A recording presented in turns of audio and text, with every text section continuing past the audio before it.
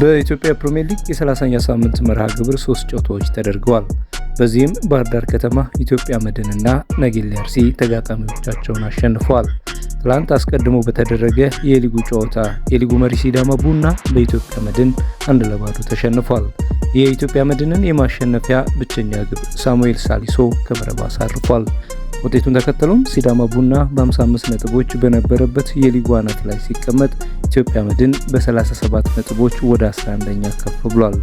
በቀጣይ ሊጉ ጨዋታ ሲዳማ ቡና እሁድ ከሸገር ከተማ ሲገናኝ ኢትዮጵያ መድን ከኢትዮጵያ ንግድ ባንክ በዕለተ ሰኞ ይጫወታል።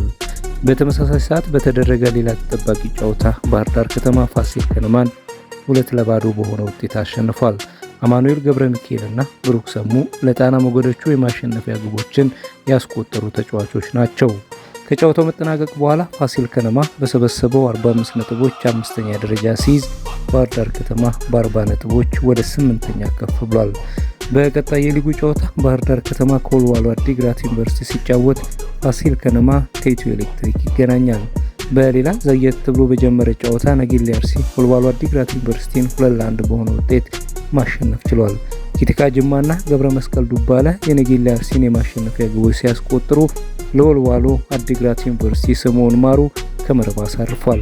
ከ5 ተከታታይ ጨዋታዎች በኋላ 3 ነጥብ ያሳካው ነጌሌ አርሲ በመቻል በግብ ክፍያ ተበልጦ 3ኛ ነው። ከተከታታይ ድል መልስ በጨዋታ የተሸነፈው ወልዋሎ አዲግራት ዩኒቨርሲቲ 35 ነጥቦችን በመያዝ 14ኛ ደረጃ ላይ ተቀምጧል። በቀጣይ የሊጉ መርሃ ግብር ነጌሌ አርሲ ከድሬዳዋ ከተማና ወልዋሎ አዲግራት ዩኒቨርሲቲ ከባህር ዳር ከተማ ይገናኛሉ።